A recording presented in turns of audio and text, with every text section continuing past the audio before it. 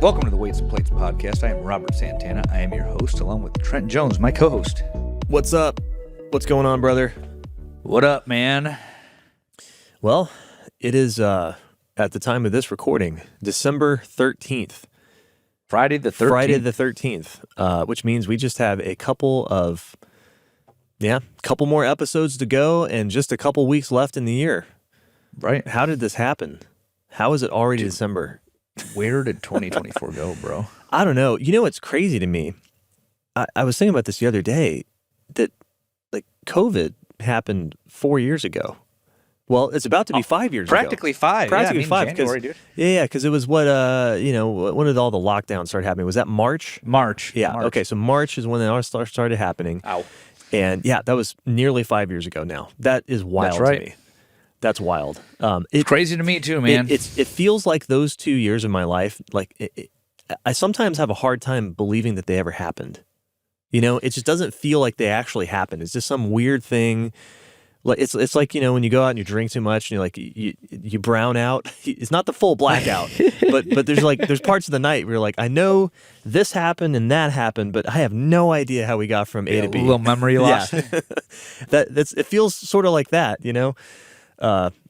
Dude, I feel like the last 4 to 5 years have been all one big thing, you know, like Yeah. It's hard to explain, you know, there was 2019 and then everything after, you know. It's right. It's the before times, right? Yeah. It really is. You know, it makes me think too, you know, you're 40 now. You're in your fourth decade of life. Fifth, remember? Oh, fifth. Well, yeah, fifth decade of life. I guess made that mistake on social media. I am once, and in somebody my corrected me. fourth decade of life. So, you know, we're not old by any means, but we've also been around a little bit, and we have a lot of our life that happened before 2020. For those people that are, you know, 20, 21 years old right now, the last 4 or 5 years of their life was a pretty significant part of their adolescence. You know, that's pretty wild. I can't imagine going through that in a very formative time of life, which is already tumultuous, you know. Mm-hmm. Yeah. So, yeah, this is strange. Yeah, I don't know if I don't know if we'll ever go back. Well, I don't think we will ever go back in our lifetimes to the culture and the speed of information and the sort of the I'll just call it like the cultural zeitgeist, for lack of a better word, that we experienced growing up as adolescents and young adults. Yeah. And we've talked about that a lot on the show, right? In terms of like how that relates to training. You know, the physical culture, that's not coming back. It was so different back when we were in high school. Forums and magazines are not coming back either. Yeah, right. And that's the thing, you know, and forums back then were still pretty new. I mean, they were around, but I don't think I was not really tapped into forums yet. It took me, I didn't really get into those until college. And then I was reading back, you know, on old forum posts by the time I was in college. Probably some of the ones I made. Yeah, right. Well, yeah, you know, it's the stuff that happened in the late 90s, you know, and like bodybuilding.com or what was the powerlifting one? I'm sure there were a couple of them, I'm sure. But anyway, yeah, so it's kind of interesting when this time of year, when you go and kind of reflect back on things. And it's such a different way that we consume information and that things get, you know, like ideas get propagated. Yep. And in some ways, I feel like a dinosaur because you know, we've been sitting here on this podcast trying to dunk on this stupid hypertrophy arguments that just will not die. And no, they won't. You know, it's just such a different beast than it was than the stupid bro hypertrophy arguments that were happening in the 90s, you know. Right. It was a different culture. Like, you had a bunch of guys going out there and training fucking hard and eating a bunch of food and not really worrying too much about the fine details of training because there wasn't a whole ecosystem of podcasts and YouTube videos to like make them, you know, to sort of appeal to their anxiety about all the fine details of programming. They were still training hard. They might have had some stupid ideas, and then you just like, hey man, why don't you just squat? Why are you doing all this leg bullshit? It was more. It was a different culture than nowadays. It's the total opposite. It's like everybody is just has to have the perfect answer to things, the perfect analysis, and just the right ideas before they even start the traiing part. And with a citation. Yeah, with a citation. citation. Yeah, that's right. Yeah. Before they ever just start fucking training hard. I don't see a lot of people that come to me and they're like, yeah, man, I've been, that are just like legitimately training hard and that just need some direction. That's not the people. It's usually the other end of the spectrum where it's people who have just overanalyzed everything to death and they're missing the broad strokes basics. Doing compounds, adding weight to the bar, putting on body weight. I've used this phrase in the show before. The phrase that I like to use to describe those people is, I read everything, I've done nothing. Yeah. However, I don't know that people read a whole lot anymore, so I guess I have to amend that and say, I've consumed everything, and I've done nothing. Right. I watched a bunch of jack dudes on steroids tell me, what I should do, and then I didn't do it. Well, then you got social media, this social media universe. Yeah. Then you got the social media universe that is basically like the WWE, Right. which I still call the WWF, by the way. Yeah. Where, you got your heels, your bad guys and your baby faces, and they'll basically amplify that character to draw more attention to themselves, regardless of whether the content that they're distributing is of any value at all. Right. It's just because now social media is a form of entertainment. Let's call it what it's it all, is. It's all kayfabe. It's all kayfabe. Yeah, it's all kayfabe. I think right now we're in that stage where wrestling was in the 80s and early 90s, where you do not break kayfabe. You actually have to hate each other. You can't be seen eating together. You can't be staying at the same hotels. Yeah. And I can't help but to wonder that some of these people who sit there and attack each other, if they're in on it together, or if it's organic. I think it's probably a mix right now, but I think people have figured this out. There's people that like, I still get powerlifters going on my page just talking a bunch of shit, about how I'm not strong, I'm not entitled to an opinion. And I have one guy from Canada. Well, let me scratch. I don't give this fucking asshole attention. I've had a couple guys that go on there that make fun of my fucking hair, and then they're like balding themselves because they probably took one too many jabs.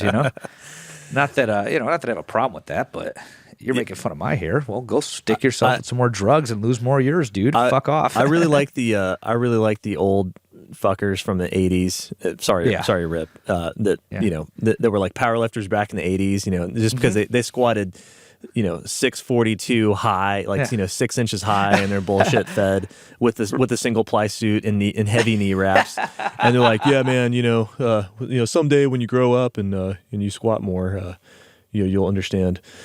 Yeah, come on. You could lift a whole bunch of weight and not have a clue as to how to get someone else stronger beyond the novice effect. Right.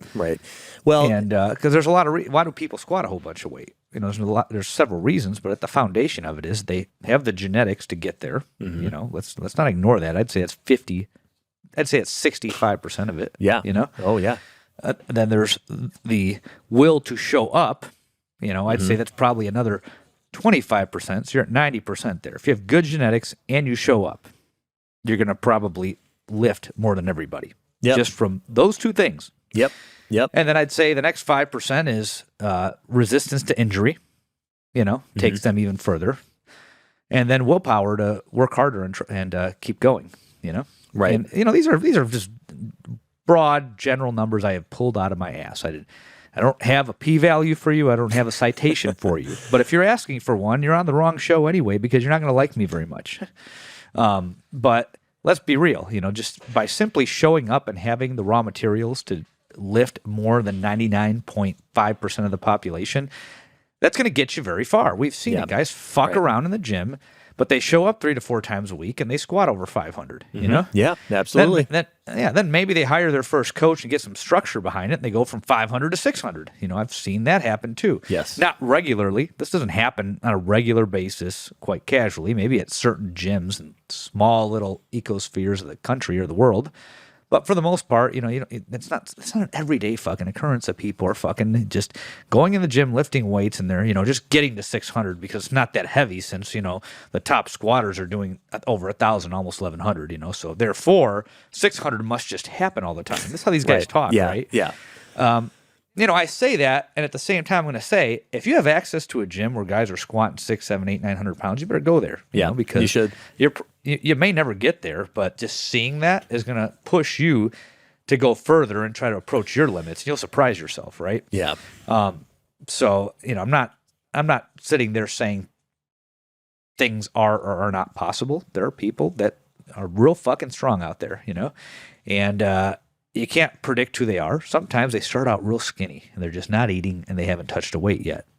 So you can't just look at that guy and say, oh, he's a skinny novice. He might just get to 300. No, that guy might start eating and taking his life seriously. Yeah. And, right. Squat 700. You just don't know. Then you got these big, thick guys that you would expect more out of. But then, they're only benching 3s, maybe low 4s, but whereas others are doing 500-pound benches, Yep. And we didn't even get into the drugs. But, yeah, of course, like you take drugs, you go further. But I'd say a lot of the guys that are lifting big, giant weights, at the bare minimum, they have the genetics to get there, and they keep showing up. Yep. So they're going to leapfrog over numbers that the remaining 99% of the population won't even dream of. Yeah, absolutely. So when I say I benched 315, and by the way, I benched 315. Yes, you did. I did not as of the last episode. So that's right. Throw that out. Yeah, we actually have 2 PRs to talk about here. So you benched 315, and you also yesterday pulled 500 for 5. That's right. Right? Was that yesterday or was it today? That was yesterday. That was yesterday. Yeah. That was an unexpected PR, man. 500 for 5. Like I committed to doing whatever I had to do to bench 315. Mm-hmm. And yes, for powerlifting, not a great bench. When you got Julius Maddox who benched 795, that's the best raw bench that we've recorded to date. Yep. It was supposed to be 800, and they misloaded the bar. And obviously, when you bench 795, you're probably not going to bench 800 after that, Right. Yep. But, he's, for all intents and purposes, he's an 800-pound bencher. So, yeah, 315 is not that heavy in that world. But first of all, there's one man that has done it. And I think the guys behind him aren't even close, Yeah. And then you have to figure how many have benched over 7, how many have benched over 6, how many have benched over 5, right? I'd say the raw numbers are probably not that large. The relative number is very tiny. We're talking fractions of 1%, right?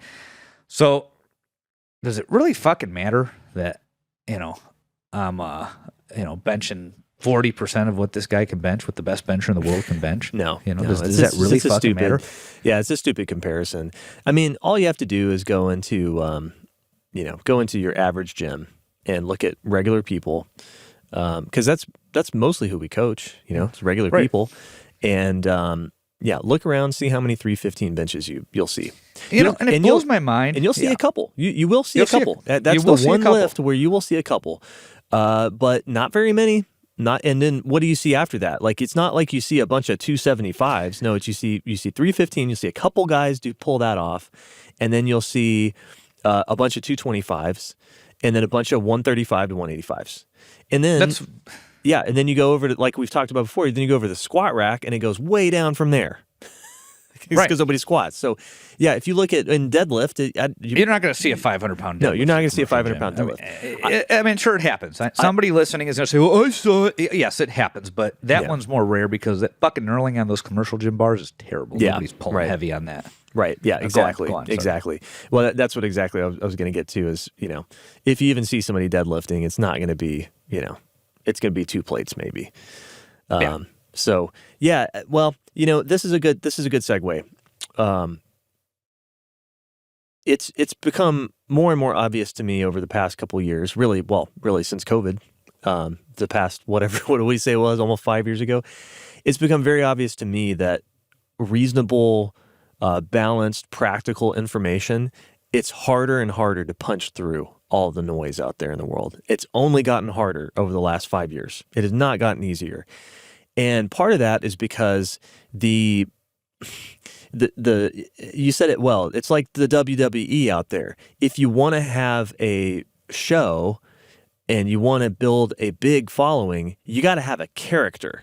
And you got to be outlandish. You've got to be outrageous. Yeah. This is theater. And, it literally is. It literally is. And so what does that mean? Well, in the WWE, I know there's a guy that talks about this. There was kind of I'd call him like maybe a low to mid Carter kind of guy from the early 2000s. His name is Maven. I don't remember him at all. I do. But he's low to mid Carter for a handful of years back in the early 2000s. Well, anyway, he talks a lot about his experience in the WWE. He's in like finance or something now. And he talks a lot about the kind of behind the scenes, how it all works, how, and anyway, he talked about, he was in good shape when he got his WWE contract. And he shows a lot of video and photos from that era. And then they're like, all right, now you're in the big time. We got to get you on a stack. And so he starts taking steroids to pump himself up because you got to be a caricature of a human, right? You've got to be a superhero on stage. You got to be I said caricature. You got to be a cartoon. That's what I was trying to say. You've got to be a cartoon of a human out there. And so you got to look enormous. You can't look normal. You can't even look great. And this guy looked in shape. He was jacked. He was lean, probably 14% body fat, jacked. He's like 5'10", 225 or something like that. Or, at the time, maybe he was like 215.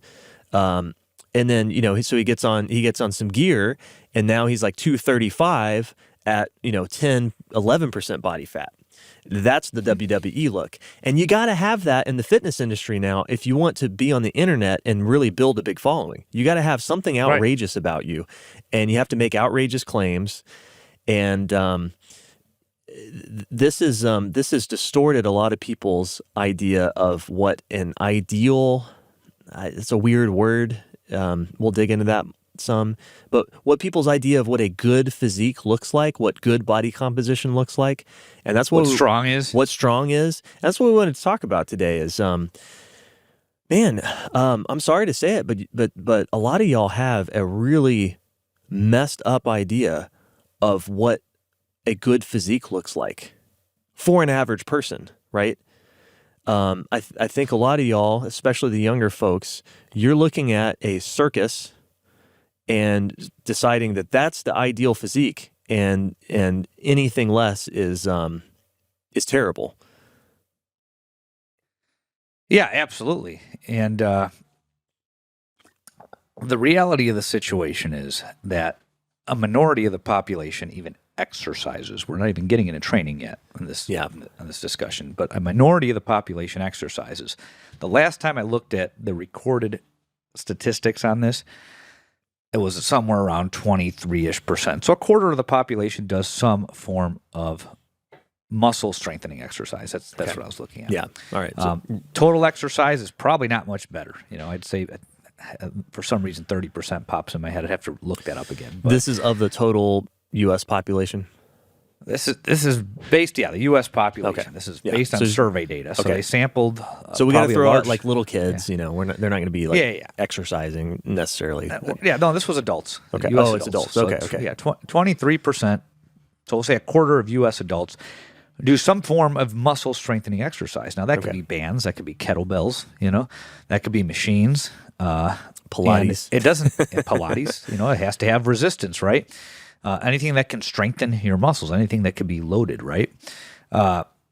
So that's not even training. They're not accounting for overload, right? So now when you start narrowing down, you ask yourself, okay, how many of these people are adding weight to the bar or to whatever tool they're using? How many of them are progressively strength training? Mm-hmm. And that number gets smaller, right?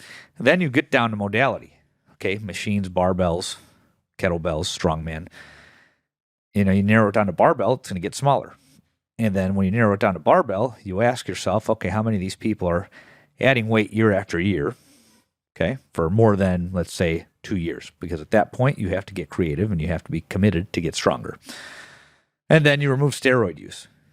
Okay, we're talking about a minority of the population even do what we do, right? Yeah, right. And what you and I are talking about is general strength training. We're a unique segment of the population that hasn't really been studied. There's not really a name for it in academia. But we're, I'm a gym owner, you're a coach, but the people that we train, and even like how you and I got into it, for instance, right? You didn't start lifting weights to be a power lifter or a bodybuilder. I didn't either, We did it as part of our youth sport programs, of course, but then we continued as adults because we had to do something. I mean, I can't speak for you, but that was my mentality. I don't want to look like shit. I don't want to feel like shit. I want to look better. I want to feel better, Yeah, exactly. I wasn't trying to post a total in a powerlifting meet. No. I wasn't trying to get on stage at a bodybuilding competition. And that's part of why. Part of the reason I never got into drugs. I just drugs enjoyed are part lifting of those weights. things. Yeah, that was all it is. I enjoyed it. So that's what I was like, okay, I'm going to keep doing this. So we were recreational we started out as recreational trainees. Yeah. And at some point we figured out ways to get more progress out of what we were doing. For me, it was when I met Rip that was a turning point. I had been stagnant for about 11 years at that point. I hadn't really gotten stronger. I started lifting weights at 15, then I'd start for 3 months, stop for the rest of the year, start for 3 months the next year, stop for the rest of the year because it was swimming. I didn't have I didn't have access to a gym. It was swimming and PE class. I had it my last 2 years. It was strength conditioning. I took that. So, I was lifting for a portion of the year, then stopping, then going through puberty, so adding muscle from that, And at age 18, I started lifting weights at a gym. I did my first bulking phase when I was 19, gained weight, lost weight. I was in and out of the gym after that for about 10 years, 9-10 years. But by the time I found Rip.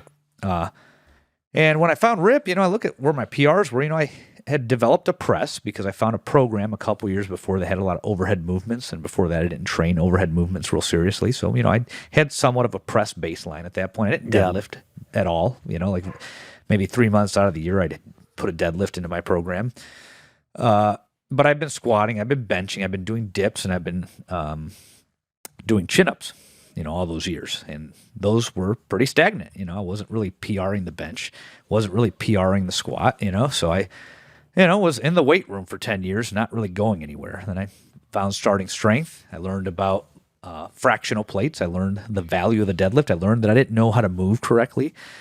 And and then I learned how to properly apply the stress recovery adaptation model. And that's what I've been doing for the last 11 years. I've been steadily adding weight to the bar, but not to compete against other competitors. I want to get stronger. I enjoy it. I enjoy the process. It's good for my brain. It's just something I like to do. It's why I own a gym. It's why I do this podcast. It's why I put content out.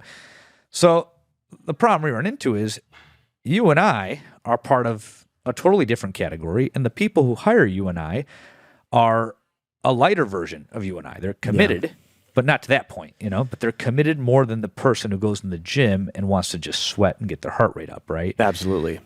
So we're part of a brand new cadre of people. Historically, people that went in the weight room were either athletes doing it as part of their sport program. They had to do some strength training, or competitive strength athletes like Olympic lifters, power lifters, strongmen, or bodybuilders who were using the equipment to try and change the way they looked, right? There were not just regular old people that worked desk jobs that wanted to get as strong as they can while staying healthy and not getting hurt all the time. It wasn't get strong at all. The demographic that we service is not the get strong and ripped at all costs. Yes. And that's never been you or I either. Even when I was, more about leanness, I stopped at about 9 to 11% body fat. I didn't give a fuck about getting down to 5. And even when I stopped at like 9, I got there on accident the last time. I never got to 9 until the last time I did it, because at that point I went in there with a deadlift well into the 5s, a squat well into the 4s, a press, a 2-plate press, and almost a 3-plate bench last time.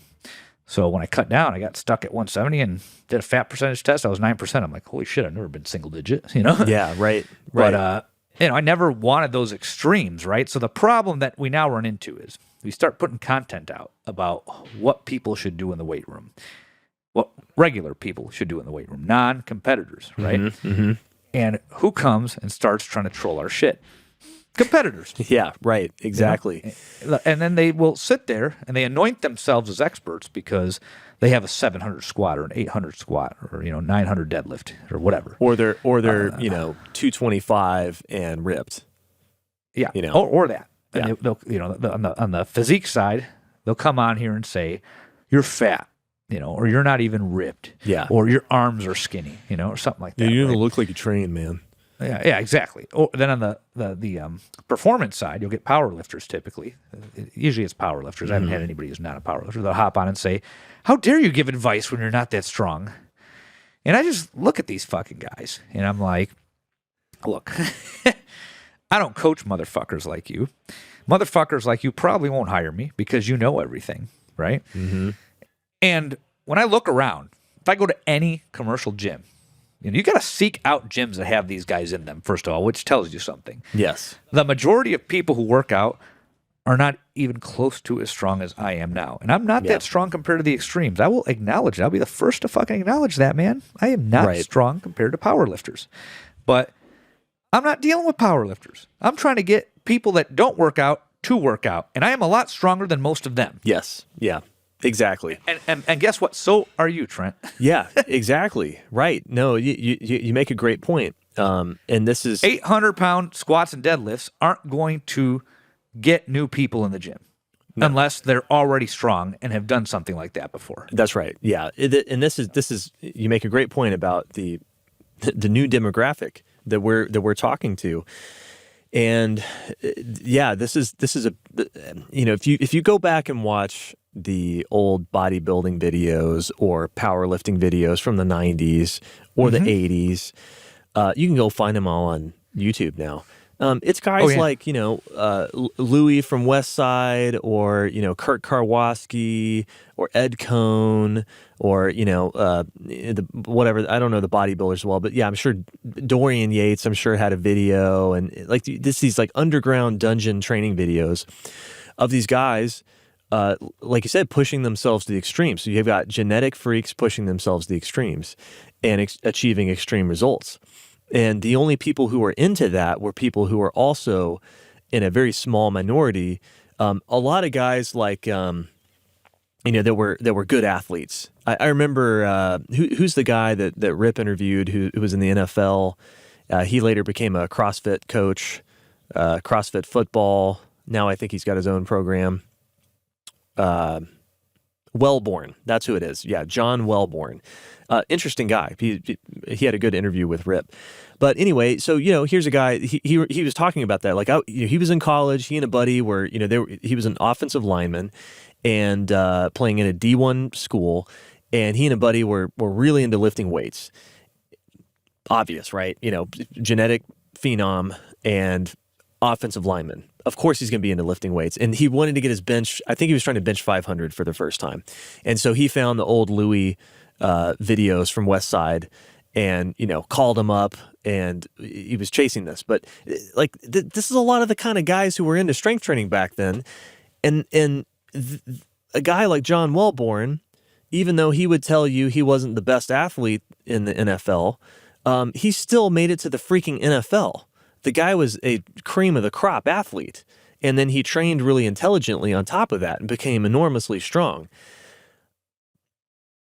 If you're average like me, then you're going to have to work really fucking hard to get like 40% of that. And it's going to take you a lot longer than it did John Wellborn. And guess what? You're not going to look like John Wellborn did either. And by the way, after his playing days, he got pretty lean and the guy's jacked. He's ripped. And yeah, you're not going to look like a comic book hero. And you've got to come to terms with that. And this creates a lot of friction for us, doesn't it? Because we get people, I think most people, and I'm not deucing on this. I understand where it's coming from, but I think most people get into training because they want to look better. They want to change the way their body looks, right? It's aesthetics first. And that's fine. I don't think that's a good reason to train long term because it's, for most of us, we're just not going to ever look that impressive aesthetically. But I understand it. It's not a bad impulse.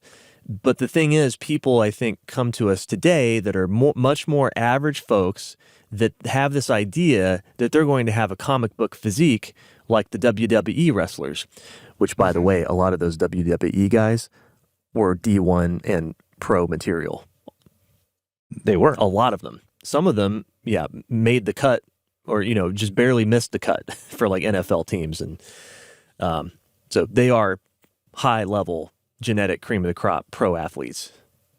Yeah, like The Rock, he basically got injured. That's why he didn't play in the NFL. Played at Miami, right? Goldberg did play in the NFL, correct? Oh, he might have, yeah. Yeah. I know Brock Lesnar tried, Yep. He was, and he was, he did real well in the MMA. He sure in did. his 40s, I'm sure there's plenty others too, right? That were pro athletes. So a lot of them were pro athlete material. Some of them were too degenerate to stay on, to go into pro sports, right? But I guarantee they all have around 40-inch vertical jumps. If you were to test these guys, if you look at what they're able to do, Kurt Angle just came to mind. Yeah, the guy has a freaking Olympic medal. Yeah, exactly. But there's been this lie, and it's not new. It's just gotten. I think it's reached more people now because of social media. There's this lie that it's all related to effort.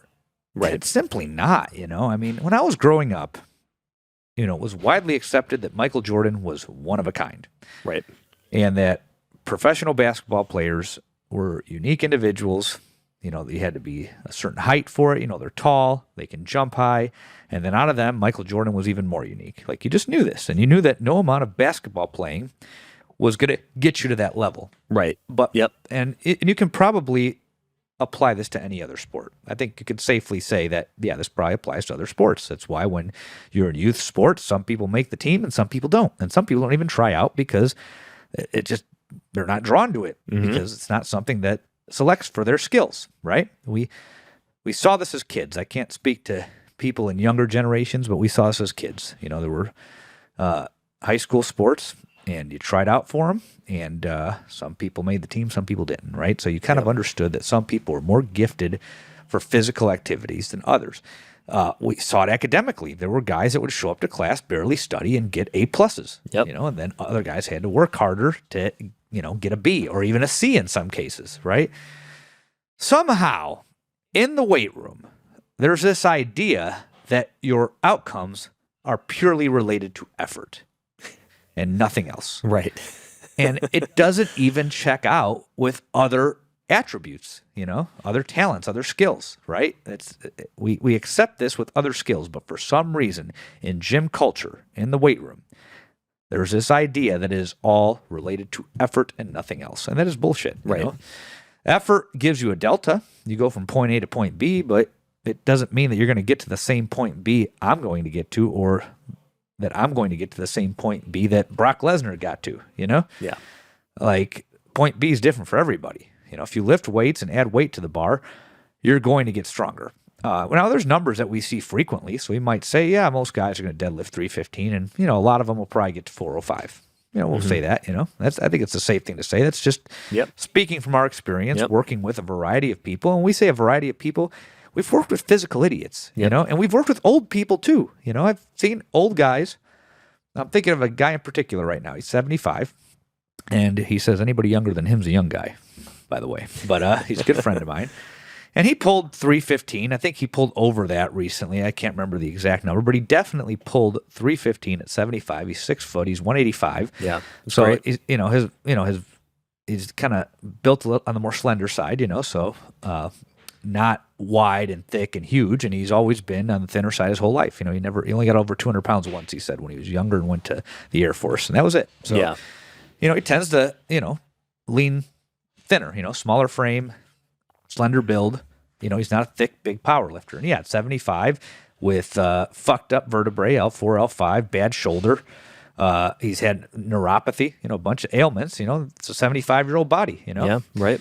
And he deadlifted 315. So, I don't think it's unfair to say most guys will deadlift 315. Absolutely. But where it gets ridiculous is when I post up a 315 bench press or a 500 for 5 deadlift, and a power lifter comes in and says, that's all you're doing? Who are you to give advice? Right. And I'm like, dude, you live in a fucking bubble, first of all. Your baseline was probably higher than mine, or your novice effect was probably greater than mine, most likely, Mm-hmm. Or you're taking drugs too on top of it. I don't Yeah. fucking know, and I don't care. Yeah. The whole point is that, yeah, I'll sit here and say most men are going to deadlift 315 if they want it, and it'll happen pretty quick. Yep. I've seen it enough times with enough people with a variety of different genetic makeups. But when you come in here and say that deadlifting 500 pounds for 5 is a routine thing that anybody can do, that just really shows how low your IQ is and how detached you are from reality. Yeah. It really does. A very committed lifter with the right set of genetics could probably get there. I mean, I just did. I gained body weight. My deadlift went up. So to Rip's point, you're right, Uncle Rip. I suppressed my body weight and I suppressed my progress. I'm seeing it now. At age 40, I allowed my weight to get to 207, all-time high. I've never weighed this in my life. And I was doing it for the sole purpose of bench pressing more weight. And I still had to work my ass off for it. That's a whole other topic. I've been benching since I was 15, so that one's the most stubborn for obvious reasons, because despite all the stupidity I was doing, I did a lot of volume on chest pressing with dumbbells and barbells, and I did full range of motion. So Yep. even though I'm training it properly now, eking more out of that is just going to be harder, for that reason and nothing else. But back to the point, the bonus of that was that my deadlift just started going up, and I'm like, well, fuck, Rip's onto something. I just put 35 pounds on my 5RM. And, I did some progressive overload in the last 3 years at higher rep ranges. It just wasn't transmuting until I ate more food and let my weight go up. Then all of a sudden, the deadlift started going up. So that's an interesting topic for another day. But my point is that 500 for 5 at age 40, 11 years of serious training, 25 years in the weight room, 11 years of serious, steady training.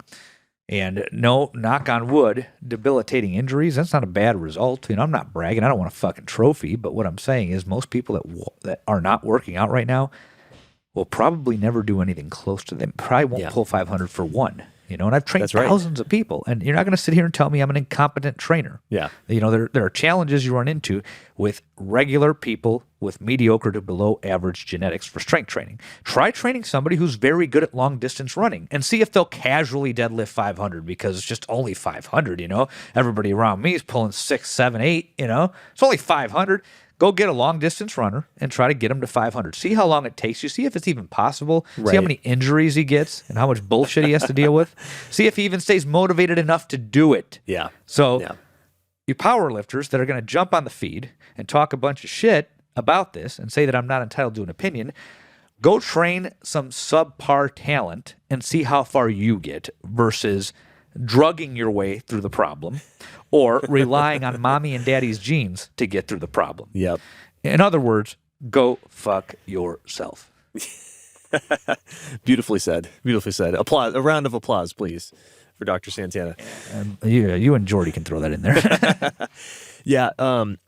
I agree. And all this also extends to your physique. This is another one where somehow people can accept, they're like, okay, yeah, I get it. I understand what you're saying. Listen, I don't want to pull 600. I don't even want to pull 500. Maybe it'd be cool to pull 405, but listen, I just want to look jacked. I just want to look like that guy. I want to look like that guy over there. And when they point at that guy, it's usually some guy on Instagram or YouTube who is somewhere between 5'10" and 6'2", and they're 10% body fat at over 200 pounds, 200 to 225. Right? That's the guy that they're pointing at. I want to look like that.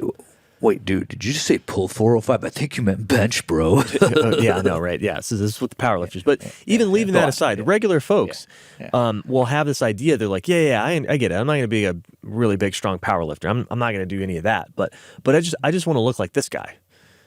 And then they point to a guy who's over 200 pounds at 10% body fat and isn't some crazy height, right? Not super short, not super tall.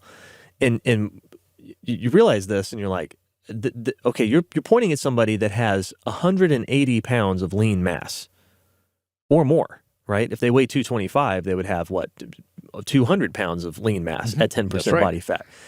Okay, that's a lot of fucking muscle. You know, there's a little bit of skeleton in there and other connective tissue, but like that's just a lot of muscle. That is an enormous amount of muscle to pack on a frame. And if you're average, or of course, if you're below average, it's not going to happen. There is a ceiling to how much muscle you can put on that frame and how lean you can be while doing so. That is well below these people that you're pointing at. You know, I have to think a lot of this, we blame Fight Club for this, right? For the That's where sort it of started. the modern like skinny, because it's a skinny physique, right? But skinny, ripped physique, right? Brad Pitt was probably 160 pounds in that movie. And is he 6 foot tall? Do you know? He's somewhere around 6 feet tall. I think probably. He might be 5'10". He's an actor. They're usually under 6 feet, but maybe. He might be 5'10". He's not short. Let's put it that way. And the guy's like 160 pounds, right? But this guy, you know, he was ripped, but he was also skinny. And the trend has changed, you know, nowadays with like these TV series that we have and like a lot of comic book characters in movies and in TV shows, video game characters. There's a lot of that, right, in the popular culture now. These guys are beefier now because comic book heroes are, you know, they got to be strong. They don't want to now look they're like 180. Now they're 185. Yeah, now they're 185, right? Yeah. But so these guys have beefed up, but you're also looking at guys who are still carrying a lot of muscle mass at a low body fat percentage on a fairly normal sized frame. Let's put it that way. And you know, to expect that you're going to be able to do that and not apply, you know, to expect that you're going to be able to do that in the first place at all is that's a lot. That is a lot to expect. It's probably not going to happen. But then to also expect that you're not going to put in incredibly hard powerlifter effort and try to chase big numbers and then have that kind of physique is also unrealistic, right? You're going to have to chase some big numbers. And we've already said, like, you know, if you're average, you're going to have to work really fucking hard to get a fraction of those big numbers, which means also your physique is just going to be a fraction of those amazing pumped up comic book physiques that you see in popular media. Absolutely. And, you know, I just like this impulse is, it's crazy because I have like, you know, 40-year-olds, 45-year-olds, 50-year-olds that clearly want this and get caught up in it. They're like, dude, I don't know. I've been lifting for like 2 years, 3 years, whatever it is, 4 years. And I don't look like that. You know, it's like, I want to be jacked. I want to be lean. And I'm like, okay, listen, you work in IT, you're 45, you're not a natural athlete. You know, you work 55 hours a week and you train with a barbell for 3 to 4 hours a week and you do a little bit of conditioning. Which the 3 to 4 hours a week is not the problem. That's not the problem. That's not the problem. Because if it gets heavy enough, that's right. fine. That's not the problem. You know? But let's just put things into perspective, right? I'm trying to kind of line up of, you know, where training fits. And it's like, oh yeah, by the way, you're about 80% good on your diet, you know, about 80% of the time. That's pretty good. That's what I just described right there is pretty damn good, right? You can have a damn good training career doing exactly what I just said, right? But you work a lot, you got a family, you have other priorities. You are not perfect on your diet. You're about 80% there, 80% of the time. That puts a pretty low ceiling on where what your physique is ever going to look like. You know, compared to these comic book physiques that you see. Absolutely. And, you know. So just put things in perspective to start with. 100%. And when we're talking about Hollywood actors, you know, these people are being cast for their face usually. Their face and then obviously their talent. You know, they got to be able to act, you know. I don't know, you know. There's debates about that, but I'm not a film guy, you know. I'm sure there's a lot of legacy hiring in Hollywood. Yeah, you know? But that's not what we're talking about here. We're just going to talk about the basics. You know, you want someone for a movie, you know, can they play the role convincingly and do they look a certain way typically in their face? You know, their build matters too. You know, if you want just a normal looking guy, they don't have to be jacked. They just have to look normal in clothes, you know? Right. versus a big fat guy or a big tall guy, like Jaws and James Bond. He was tall. He had the menacing, face and the teeth, But, typically they want a general appearance, a certain look in terms of their face and their ability to carry out the role convincingly, right?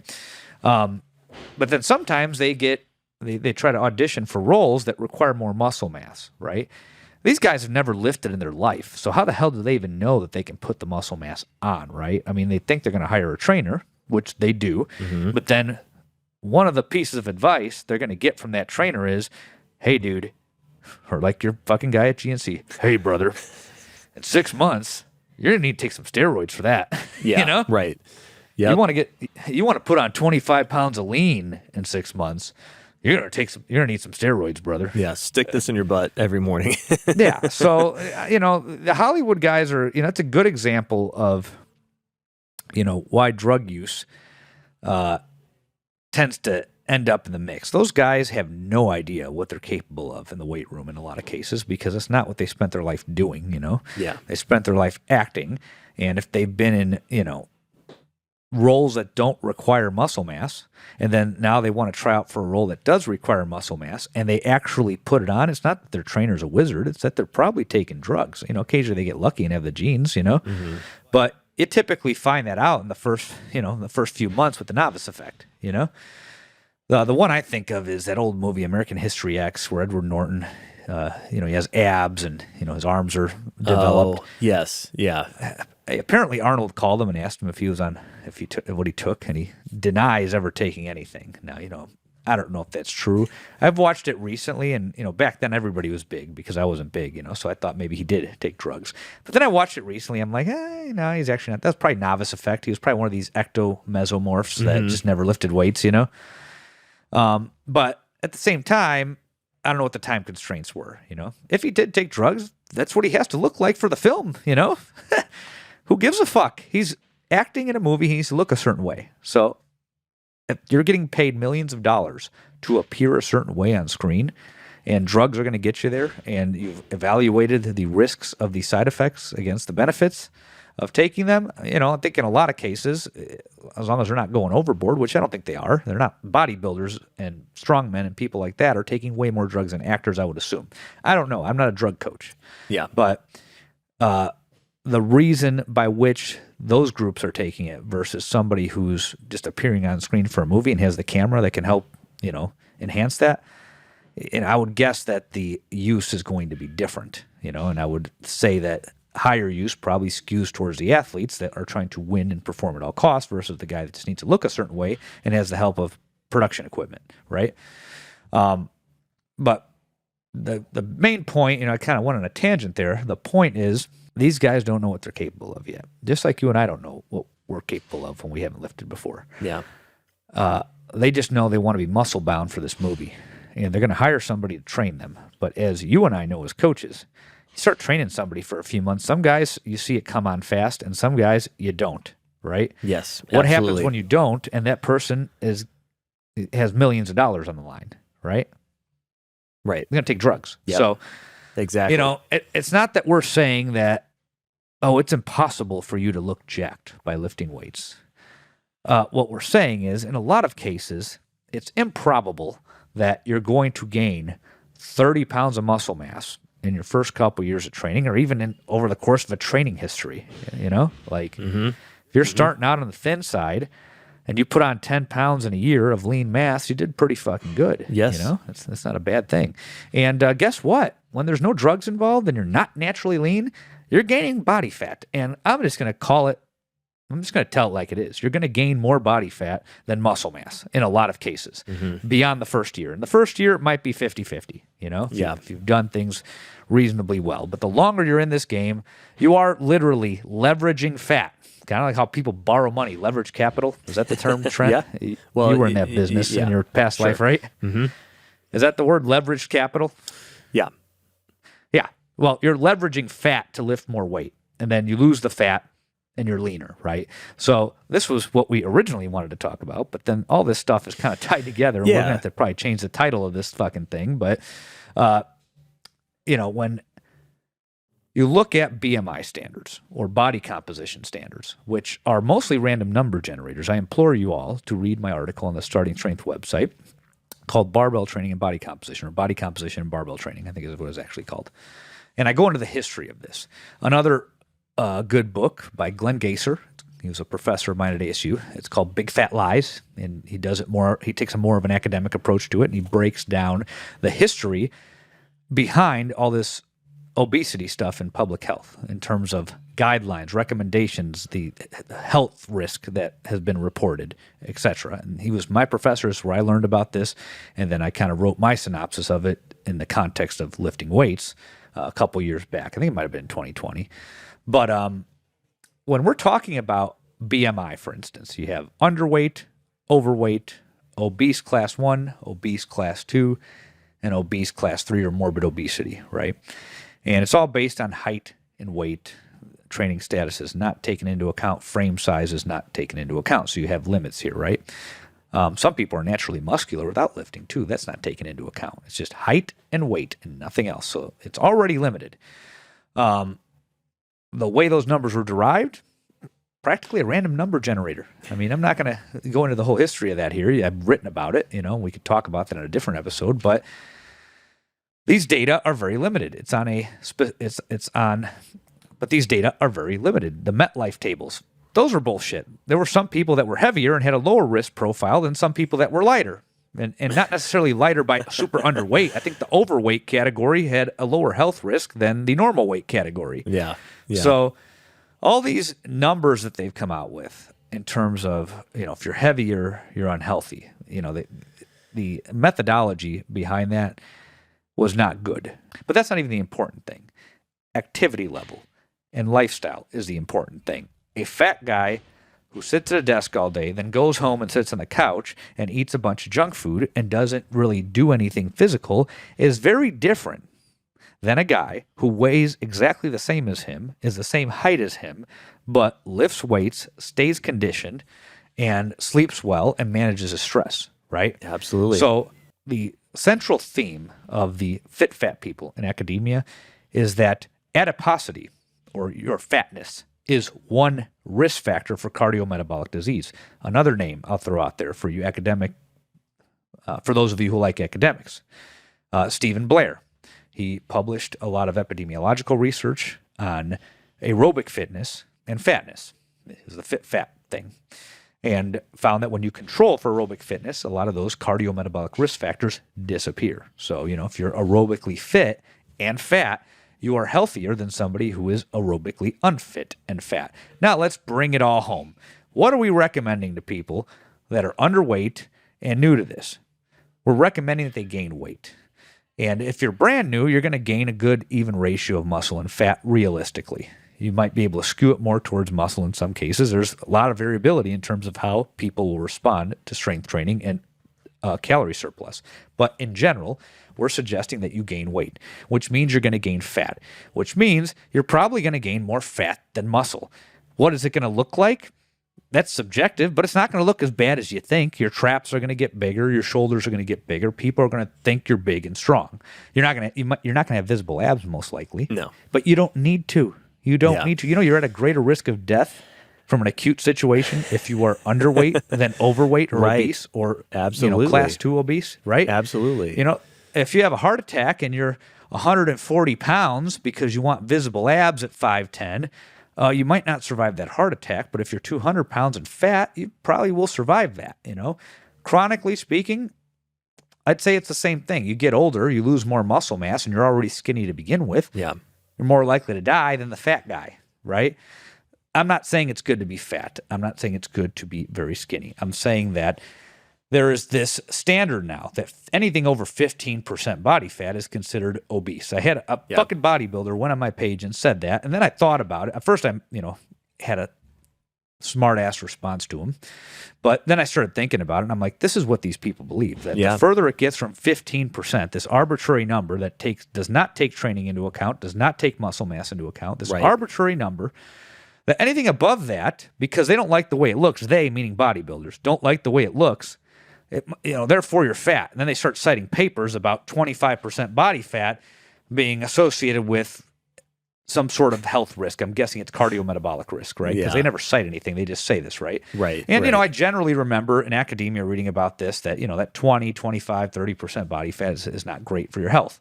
But again, sedentary populations that aren't lifting weight and are deconditioned. Exactly. So what happens? What happens if you start lifting weights, gaining weight, and let's say you are 15 to 25% body fat, right? And let's say we're not going to use 15 because that's the low end. Yeah. We're going to say, let's say you're 20 to 25% body fat, because that's probably where a lot of people end up Yes. when they overeat, get to a good body composition. When they overeat and get to a BMI that allows them to lift more weights. Yes, BMI, I'm using that in context here, height for weight. They get to a good BMI that allows the weight on the bar to go up, that aches and pains to stop and minimizes risk of injury. They're going to be probably 20 to 25% body fat in a strength sport. Look at shot putters, look at power lifters, look at strongmen. We're not saying that you're going to do that, but if your goal is maximum force production, which, if your best squat's 135, that should be your goal for a little bit. Yes. Not to get to 435 or 535, but fuck, man, 225, maybe 275. I mean, you'll figure it out as you go along, but if you want that to move productively, if you want to get your 115-pound bench to 185 pounds maybe, you're going to have to put some weight on.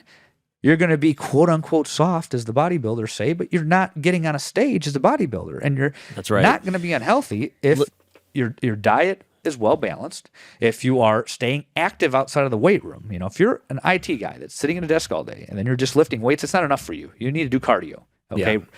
Yeah. When Rip says you don't have to do cardio, back when he was doing this, when he was our age, I don't want to make fun of him for being old. I don't see him as old. He's my friend, and I don't see him that way. It's hard for me to say he's old, but when he was, I'm 40. When Rip was 40, I think people were generally more active. Yeah. That was in the 90s. Now people have become less and less active. There's jobs now that weren't around then. And when you're in a metro area, in general, people are less active because it's easier to get to things. It's easier to do things. Things are more accessible and convenient. So, yes, IT guy, physician, accountant, pick your job. If you're sitting all day or standing in place all day, yes, you need conditioning in addition to the lifting to offset all that sedentary time. If you're doing those three things, if the diet you're following to gain weight is fair and reasonable, you're not eating a bunch of Big Macs all day or donuts, you're trying to eat a well-balanced diet, and you're active outside the weight room and you're lifting heavier and heavier, you're going to put that weight to productive use. And by the end of it, if you're satisfied with your strength, if you're completely satisfied, let's say squatting 265 for a set of 5, and you're like, dude, I just don't like carrying this extra weight. I've lifted enough. And, realistically, from a health standpoint, you probably have, You've pulled into the 3s and you've squatted into the 2s, probably okay. Then okay, lose some of the weight. You'll lose a little bit of strength. That's fine. Your deadlift will probably keep going up. And you take it off, right? But the main thing is, yes, there are health risks with being fat. But you are offsetting those by incorporating the types of activities we're talking about. I've seen guys that do this. They bulk up and they lift, but then they're sitting on their ass all day. And I've seen bad blood sugar data that I didn't like. And I hammered their ass about conditioning. I dropped their carbs down. I adjusted their diet and try to do things to allow them to keep the weight on so they can keep getting stronger. And it seemed to work, but the conditioning was the big one. Yes. It was the biggest. Yeah. It had the biggest effect on it. So, Right. Yeah. All right. I'm going to take another direction here. Agreed Go for it, man. on all those things. I'm going to take another direction here. Let's be real. The reason that most of y'all want to be 15% body fat and jacked and lean looking is because you think that will make you more sexually attractive. Oh, we need my ex-girlfriend on here for this. Right? I mean, that I would like to there's a part of me that would like to say this is a problem mainly for young guys, and girls, right? Young men and women, but it's not, right? It's the same. I see the same issue with 55-year-old guys. It's weird, right? That there's this obsession with sexual attractiveness, and a lot of men believe that if they are jacked and lean, which means showing abs, then that will make them more sexually attractive. And look, I'm only 35, about to be 36 here in about a month and a half, but that does not seem to be true at all to me, right? It just does not check out. You know, I Sexual have a guy. attractiveness is, I mean, physical appearance does play into it, right? It's not a zero factor, right? But it is but one factor among many, and I don't even think it's the primary factor. Because I see people that have very attractive mates, very physically attractive mates. They're mates that could be attractive for other reasons because they have, other desirable characteristics. But, let's just stick with physical attractiveness for now. I see people that have very physically attractive mates that are not particularly attractive themselves, right? You see this all the time.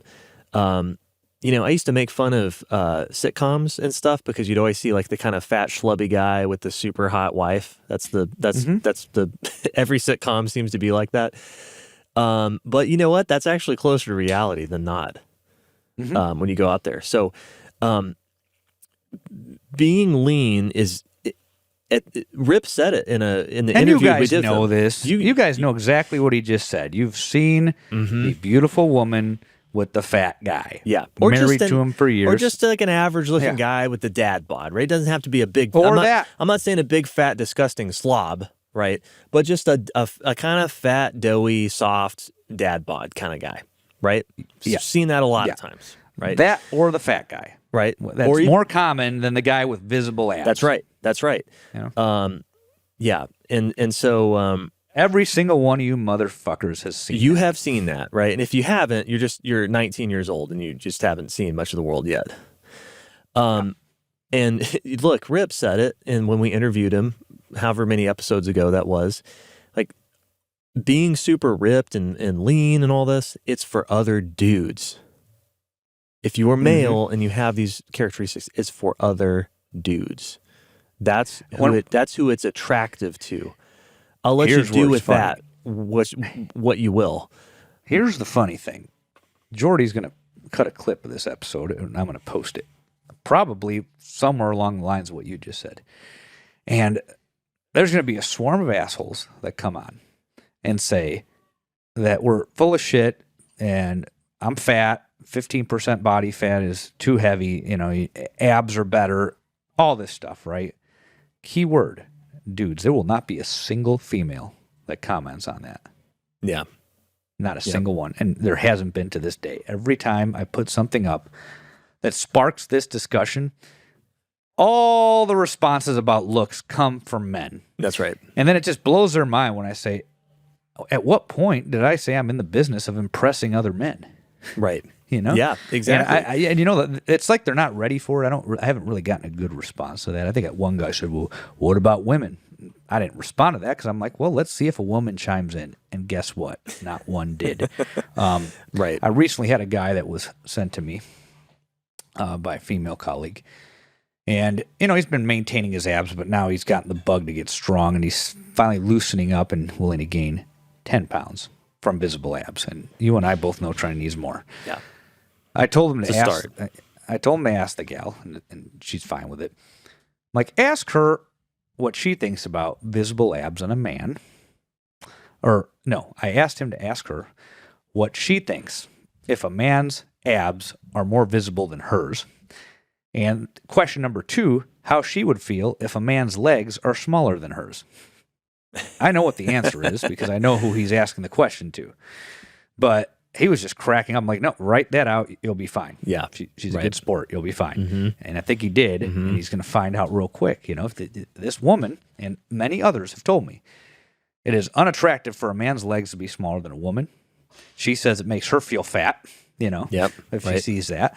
And 2, if his abs are more visible than her abs, she feels fat. It just makes her insecure about her own body. But then the more common thing you hear, and you've heard this on content, with women on it talking about it, when they see that, and you can tell when somebody naturally looks like that versus somebody who's worked hard to look like that. Right. When women see that, they often think that you're more into yourself than them.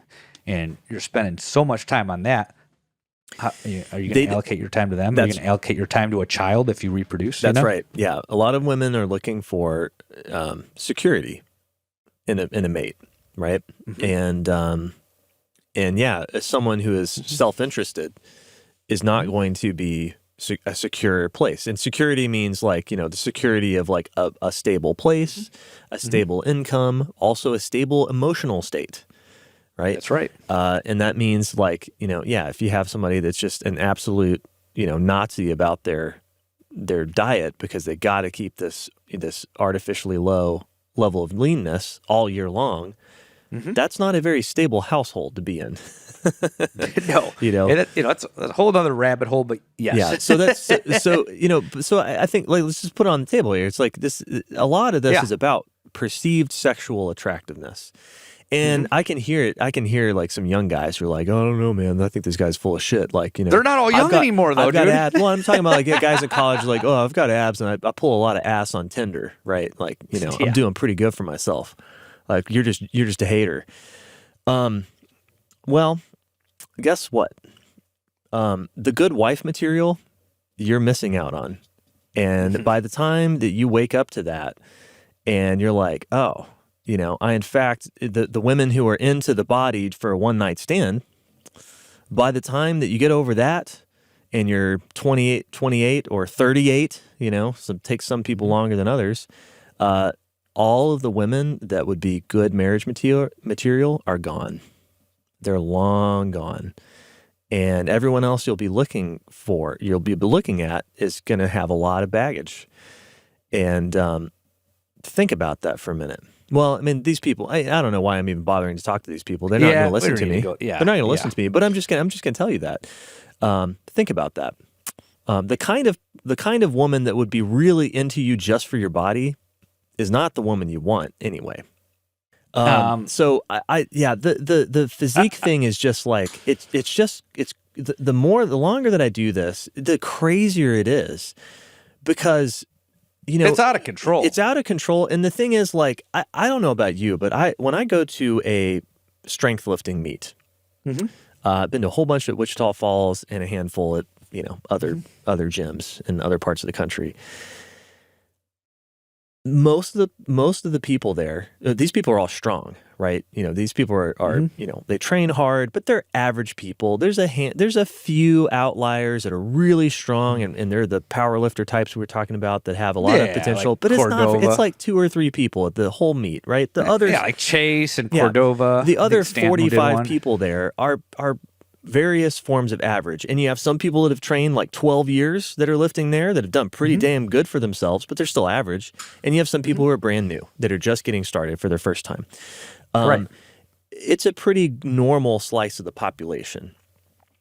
And I don't see very many, like the number of lean, ripped people up there that are lifting big weights is small. It's people that are just, you can tell, are naturally built like that. They're these kind of ectomesomorphic, kind of somewhere in that somatotype. Yeah. And it's usually just like maybe 3 or 4 people out of that entire group of 40 to 50 lifters. Right. Everyone else is a normal body, what I will call a normal body fat percentage, but also muscular, right? So all the other guys are hanging around somewhere around 20%. Some of the bigger guys are 25. Some of the smaller guys might be closer to 15, but they're all hanging around 20%.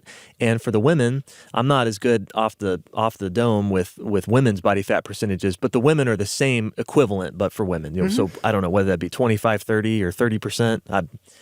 I'm not as familiar with women's body fat percentages. It's pretty well established that carrying extra body fat in and of itself is not a risk factor. Right. It's right. when all the other lifestyle things come along with it. Yeah. So what I'm getting at is that, okay, you got these normal people that are really strong and a few outliers in this group. They all look good. They look like healthy, vibrant people. You can tell they look very different. When you're in that crowd, it's very different from going to the mall and taking a random 50 people that you see and observing that group. Like the physical condition, the body habitus of these people is much more vibrant and good looking, right? That's what I see. Now, these crazy sex obsessed bodybuilders on the internet would look at those people like, man, look at all these fat people. They don't even look like they lift. I had a bodybuilder say 15% body fat or higher is obese. But I'm just telling you, you take these 50 people at a strength lifting meet and side by side with 50 people from the shopping mall, right? Same age and all that kind of, it's just a random group. These people look a lot healthier in real life. And I think that's the other thing is a lot of people get so, like, especially when you're living a very digital life and you're on social media all the time and you're watching a lot of TV and you're seeing all these curated physiques, you lose touch with the fact that, like, you can look really good and vibrant to people, and most people aren't looking for you to be veiny and ripped. Like, they're just not. They're just be like, wow, that guy looks good. He looks good in a t-shirt. Also, when are you taking, what are all these places that you're taking your shirt off all the time? Are you just walking around with your shirt off like a dumbass on TikTok? Like that, dude. Like that's, come on. Like, how often are you really taking your shirt off? It's old now. It's crazy to me that it's been, 16 years, but remember The Dark Knight Rises? Yes, I do. I know the scene that you're about to talk about. Yeah. Yeah. If you start talking to people, if you sample a group of people that is outside of gym culture, is your regular rank and file person, and ask them to describe Bane's physique, they're going to use one word. What do you think it is? Maybe two. Oh, Bane's? Yeah. Oh, huge. Yeah, massive. Huge. Yeah, dude, big and strong. Yeah, dude looks huge. They're not going to call him fat. No, they're not going to call him fat. He was probably 20 to 25% body fat. Yeah, and me and my friend, if you watch that movie again, you'll see when he's standing there, like, in the sewer, and you'll see him like kind of shaking his hand and twitching his thumb, like you see lifters do before a deadlift. Yeah. Yep. Do you know what I'm talking about? Yep. Yeah. And my buddy pointed it out to me. He's like, he's a lifter, dude. And we were cracking up because we know it's not Tom Hardy. I think it was a stunt double, right? Okay. Yep. Yeah. That He's like, dude, the guy who was a stunt double is a lifter. He's like, look, he's doing the hand twitch thing. Yep. That's just an aside for those of you who are enthusiasts here. That's funny. What scene were you thinking of? Okay, I was thinking of. Oh, okay. So I don't remember all the titles, but the first, the first of the first of the Christian Bale Batmans of that series, right? The Batman Begins. Batman Begins. There you go. So there's this scene where he's like, it's towards the beginning of the movie where Christian Bale is talking to Alfred. And he's in like his bedroom or whatever in this huge mansion, right? And he like drops down. He like gets out of bed. No, he's not talking to Alfred yet. He gets out of bed. He's shirtless. He's pretty jacked looking, and he drops down and starts doing a bunch of push-ups. Right? Yeah. And we're kind of showing like, okay, this is Batman. This is the guy underneath the suit. He's jacked, right? And he's looking a lot more jacked and ripped than Michael Keaton. Oh yeah, and. Yeah, what's funny is like you go back to those movies, and this was still like again, this was not that far removed. 2005. Not that far removed from Fight Club. Yeah, about 8 years apart. That's right, and so we all thought back then. I remember because I was the age where I was in high school then. I'd be like, oh man, that's like this guy's super ripped. He's super jacked. Gosh, he was probably 15% body fat. Yeah, Christian Bale in that movie was 15 to 18% body fat. Yeah. And he looks great, but good. It's like nowadays, I think the bodybuilder dude that complains on your Instagram would be like, man, he's kind of fat looking. We thought he was like, oh my God, like, dude, that physique is awesome. I would love to look like that guy. Right? I thought he was solid. Yeah. He's like a medium-sized male. You know? He's probably like 200 pounds, 205. I think he was over 200 in that. Yeah. I think he's taller, right? Yeah, I don't know how tall the guy is, but yeah, I'd say he'd probably I'd say 205-ish in that movie. And here's the thing, guys, you could do that, you can achieve that, and I'd say for a fair number of men, that's achievable. If you're a really hard gainer and you're really skinny fat, like you're 160 pounds at 30% body fat and have a hard time with this, okay, maybe not, but and you exist, I'm not making fun of you, but I gotta be realistic here. But I'd say for most Men, it's a fair result to achieve, and maybe not quite that big, but also remember, maybe quite that big actually, because remember, the cameras add 20 pounds. Yeah, people don't know this. Yeah. So he I think they said he was over 200, but he might have been slightly under, but he's tall. So sure, you could probably achieve some version of that long term, but to get there without drugs, you're looking at years of training, and you're going to have to get probably quote unquote softer than that. You're going to have to get 20 to 25% body fat, get strong, lose the weight, get down to like 10 to 15, then go back up. And, for a lot of you, maybe not 10 to 15. I could get down to that. I'd say a lot of people fairly effortlessly. I'd say a lot of people are going to cut down to 15% at the base. Yeah, at the bottom, I'd say that's more realistic. Bottom. I'd say that's more realistic. As I got stronger, I had a unique experience. I could not get far below 15 when I first started doing this because I was very bottom heavy, so my legs were pretty developed. I went into starting strength with a 315 squat, and my lats were pretty developed because I've been chinning since I was in high school. But I didn't have a whole lot more going on. I wasn't that strong of a bencher. I wasn't that strong of a presser, and I didn't deadlift. That's the biggest one, right? So once I did starting strength, I think I went up to 192. I drank the gallon of milk, and then I got down to 168. And at that point, I was probably 15, like 14, 15. And I was with a coach who's like, yeah, you don't need to go any lower than that. Let's go up. And we went up, and I didn't get stuck. I could have lost more weight if I wanted to. Like, I didn't feel like I was starving, But then I went back up to 205, and then got rid of that guy, hired a different coach, went back down to 162, and at this point I was like 11. I was 11. That was a bare bottom that I could get to. And at that point, my deadlift on the way down around 185, I peaked it. I got like 475, I think, at 184, and I squatted 400 at that time. And I think my best bench was 290 at that time. And then when I got down, I lost a lot of that strength. So I think in the 160s, I was squatting 370, pulling 440, 455, something like that. And pressing 185, benching 275, right? Then I went up over a 6-year span. I went up to 197 was the highest I saw on the scale. And I was probably like low 20s for body fat. Squatted 405 for 5. Squatted over 440. At that point, I reached a new level of strength. I've never quite peaked my squat since I squatted over 400 for reps. Not well at least. So the best I ever squatted for a single was 445, but I had sore quads. My back was sore. Like I never really expressed all the strength I have in the squat, and I'm hoping to do that in the next month. But a side note, I got up to 197. I squatted 410 for 5, 445 for a single. I pulled 515 for a single. I think I rack pulled 525 for 5. And I pressed 225, and I benched 310, right? And then it was time to go back down. I tweaked my adductor, and I'm like, all right, let's go down. I can't squat heavy, So I went down. Then I got stuck at 170. I think I may have seen 168 for a day, but I got stuck at 170, and then I did a body fat test, and I was 9%. And I'm like, what? I didn't even realize I got that. I mean, I could see the definition, Yeah. But when I saw the single digit, that was the first time I did it, and I wasn't trying to do it, And that was pretty neat. This time I went up to 207.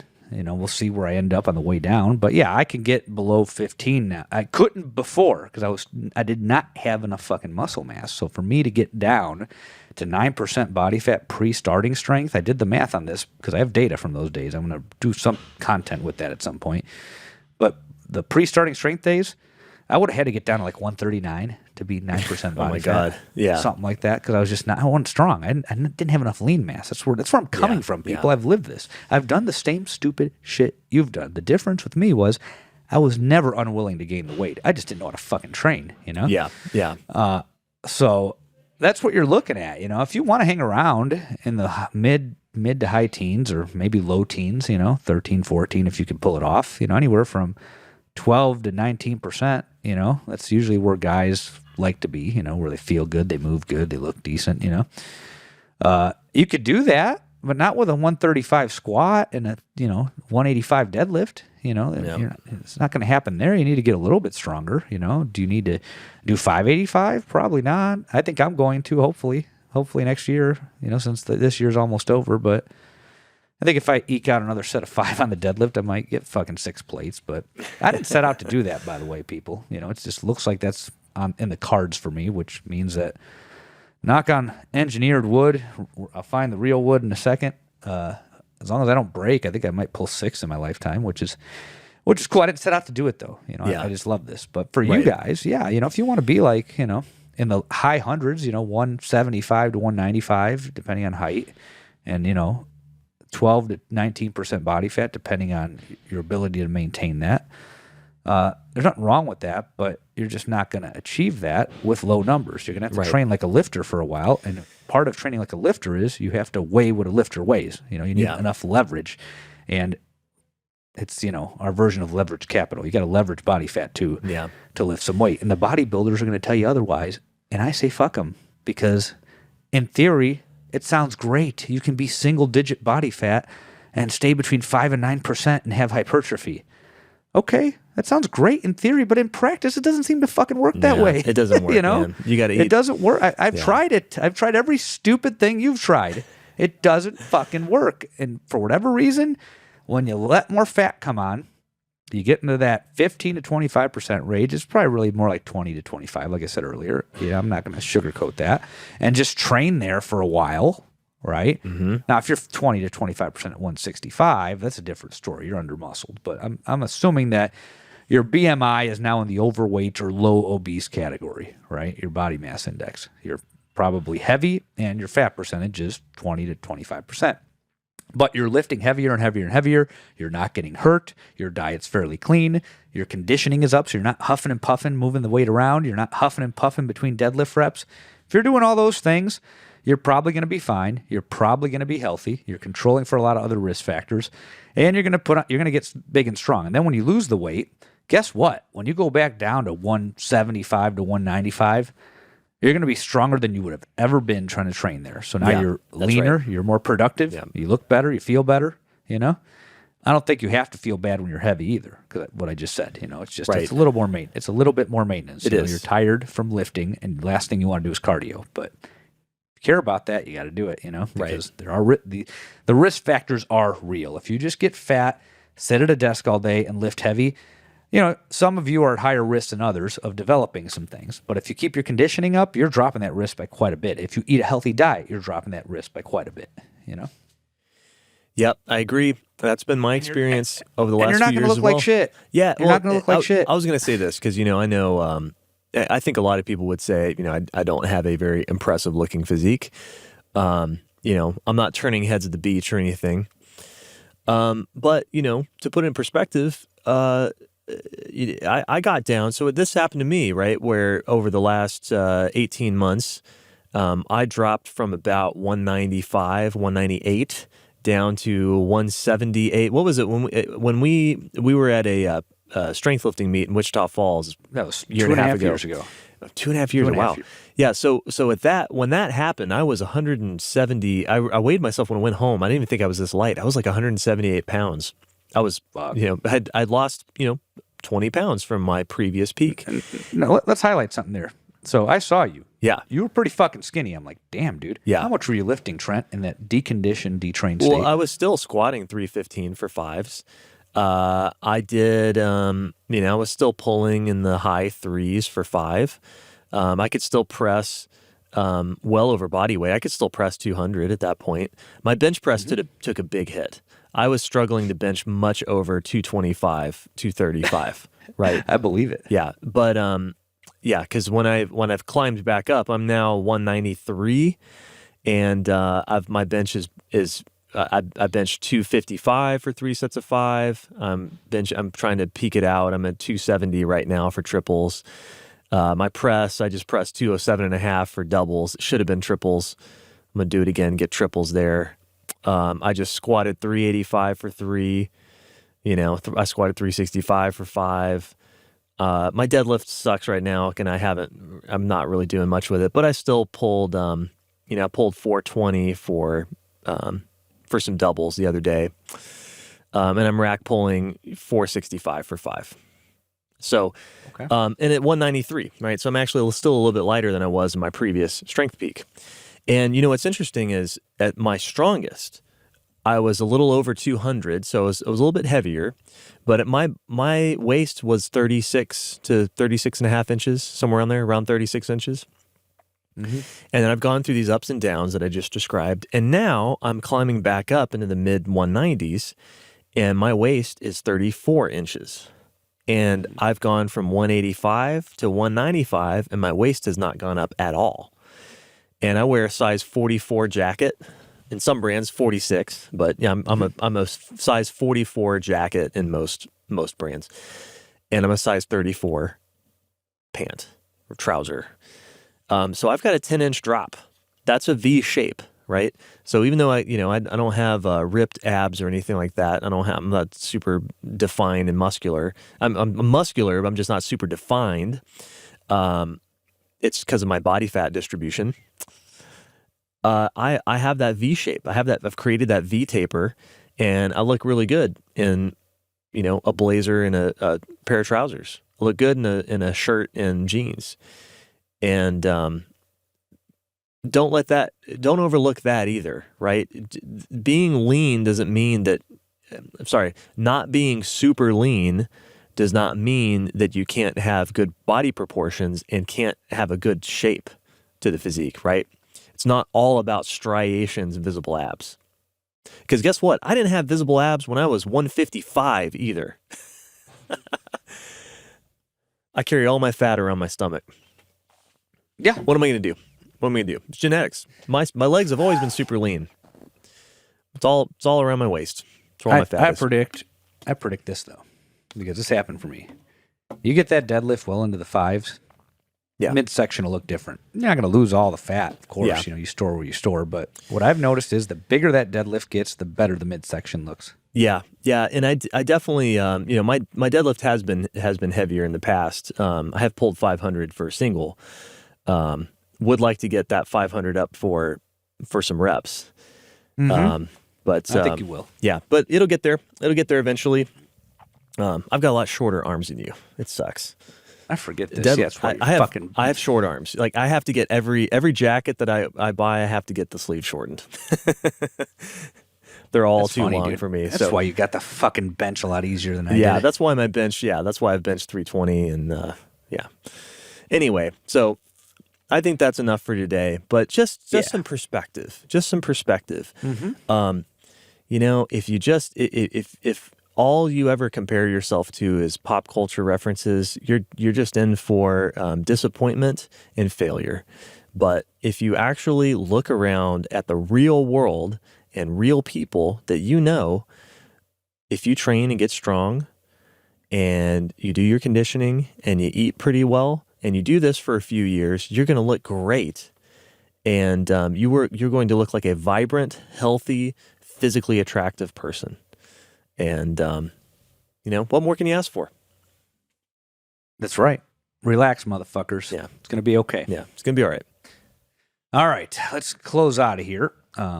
This will probably be our last episode before Christmas. So to all of you who celebrate Christmas, Merry Christmas. Yeah, Merry Christmas. Yeah. You can find me at weightsandplates.com, Instagram, _Robert_Santana. And my gym is here in Metro Phoenix on 32nd Street and Broadway, just south of Sky Harbor Airport in the South Mountain Village. The website's weightsandplatesgym.com. The Instagram page is weights _and_plates. And this show is now on YouTube, so we should have said this in the beginning, but if you like what we had to talk about today, click that subscribe now button. Smash that like button. Ring the bell to subscribe. It's youtube.com/@weights_and_plates. All right, excellent. You can find me on Instagram at marmalade_cream, or you can send me an email if you're interested in online coaching. My email is jonesbarbellclub@gmail.com. All right, we'll talk to you all again after Christmas, in the new year. Take care.